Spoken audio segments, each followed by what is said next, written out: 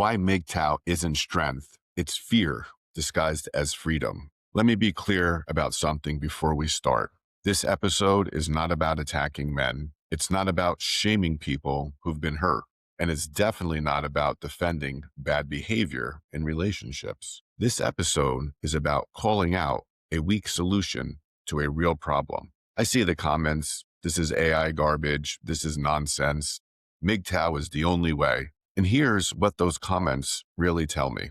They're not coming from strength. They're coming from defensiveness. Because when an idea is solid, it doesn't need insults to protect it.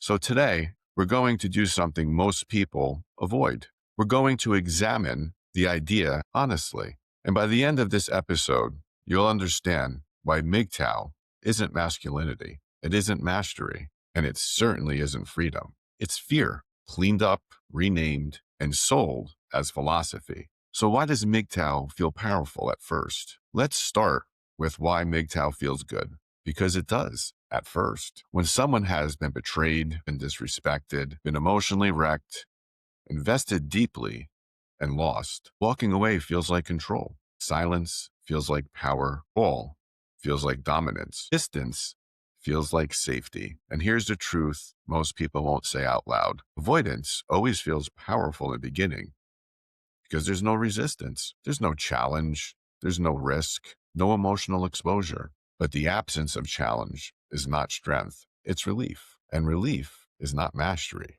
Here's an analogy for you. Let me ask a very simple question. If a man gets fired unfairly, mistreated by his boss, burned by a company, does he say, "I'm done with work forever"? Of course not. That would be ridiculous. We'd call that avoidance. We'd call that emotional reaction. We'd call it fear dressed up as logic. Instead, a strong man says, that environment wasn't right for me. Those people weren't aligned. I learned something from that experience. I'll choose better next time.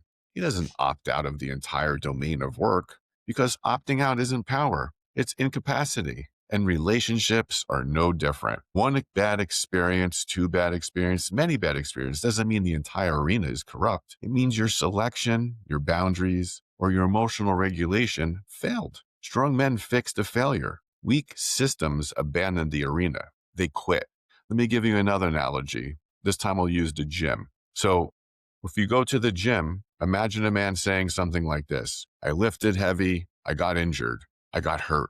I felt pain. So he concludes, strength training is dangerous. I'm done with lifting. I'll never train again. We'd laugh at that person. Why? Because pain under load is part of growth. The solution isn't quitting the gym. The solution is better form, better discipline, better recovery, better control. Strength is built under resistance, not by running away from it. And relationships are the same. A relationship, it will test you. It will test your emotional regulation, your boundaries, your leadership qualities, your patience, and certainly your self-respect. So if a man can't stay grounded in connection, the problem isn't always the women. The problem is your lack of mastery. So what does MGTOW actually avoid? Here's where things get a little bit uncomfortable. MGTOW doesn't avoid women. Instead, it avoids emotional exposure. It avoids leadership and intimacy. It avoids personal accountability, and it avoids you being tested again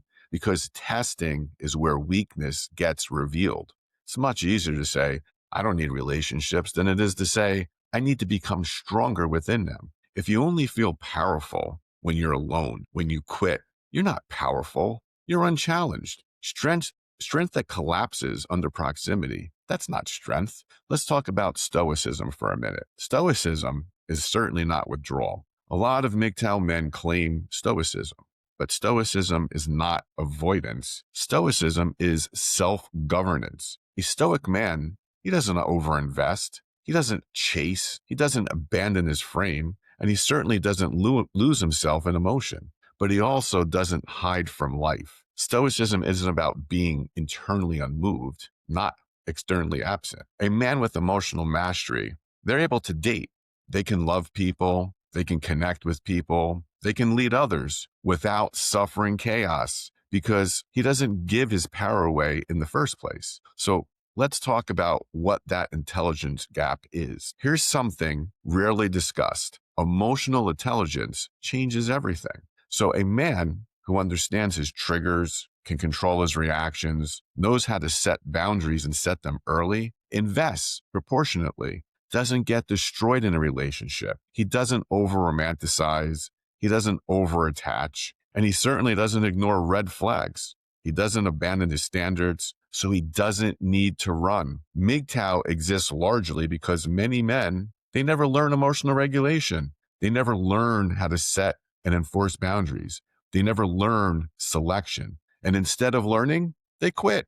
That's not intelligence. That's surrender. So let's talk about a different path, the bold and better standard. Here's an alternative.